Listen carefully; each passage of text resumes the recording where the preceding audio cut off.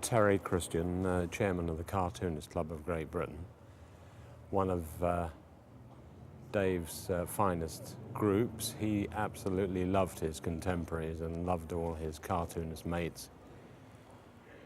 He would go with them to the conventions we had in the old days, and he just just loved to regale all the old tales about the good times they had at some of the old Butlins holiday camps and all this sort of thing. And Dave was a good mate like that. We do miss him, because he made us laugh so much, and he could tell the same story over and over again and be different every time. He was one of nature's natural cartoonists, He always had a one-liner, and he was always able to depict that in picture form. And we'll always remember him for that. Dave was a working man at heart, and he liked his pint down the pub.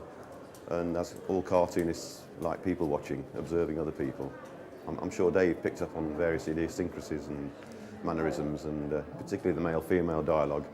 And obviously the language, the dialect, is very distinctive and very, very hard for outsiders to cotton on to. And I think Dave found a niche market there in his region to use cartooning as a communicative tool. He never really understood himself how good he was. And so everyone you speak to will tell you how modest Dave was about his own work. I don't think he ever quite believed that he was able to earn a living drawing cartoons. He never lost this sort of working class ethic where he thought he ought to really be working in a factory all the time, and by some fluke he wasn't, and he sort of felt guilty about that. He would work a 9 till 5 day, simply because if he didn't, he'd feel as if he was skiving off. I think there was one weekend that Dave organised in Stoke, a cartoonist weekend, a bit like this, only on a different scale, obviously. And during the day, we toured around the various potteries, and we turned up at the last one. We'd done about 4 or 5 potteries by this time, and we all rolled up at this last one, and this little guy sitting on the wall, and he kept asking everyone, "Is Dave Follows here? Is Dave Follows here?" It turned out this guy had been sitting on that wall since 10 o'clock in the morning, just waiting to catch hold of Dave and have a chat with him. So yeah, I think there was a great deal of affection both ways. Well, I'm Dean Alston from Western Australia. I'm an editorial cartoonist on the West Australian newspaper in Perth.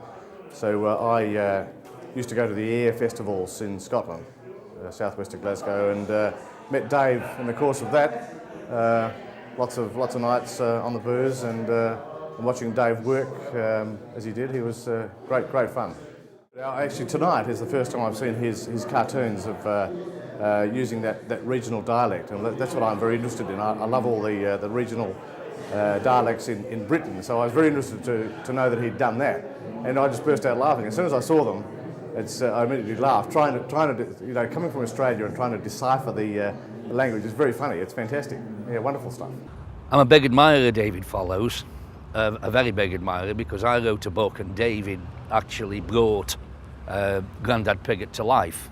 I asked him to draw me the illustrations for the book, which he did, and I looked at his first drawings. I said, no, he's too fat, he isn't rough enough, and Dave come back with some more drawings, and they were spot on. They were how I saw Grandad Pigott, and they're how other people saw him as well. So Dave brought him to life, and he's got the flavour of the potteries of May and My Lady. I've read all May and My Ladies, and David has got the flavour of the potteries. He's got it right. Dave Follows was absolutely marvellous at doing what he did with his May and My Lady. And a lot of the old Stoke-on-Trent people, men would say, "I'm taking My Lady out tonight." And My Lady still hangs on today. There's a lot of my mates will say, "I better get on because of My Lady." My Lady.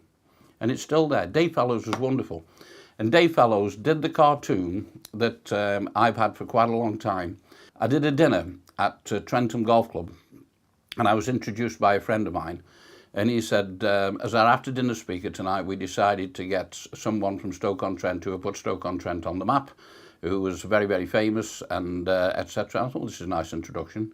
And then he said, but we couldn't get him, so we got his dad instead. And that's where this wonderful cartoon that Dave Fellows did came about, and he sent it to him, coloured it in, which I thought was wonderful, and I got the original, and that's it.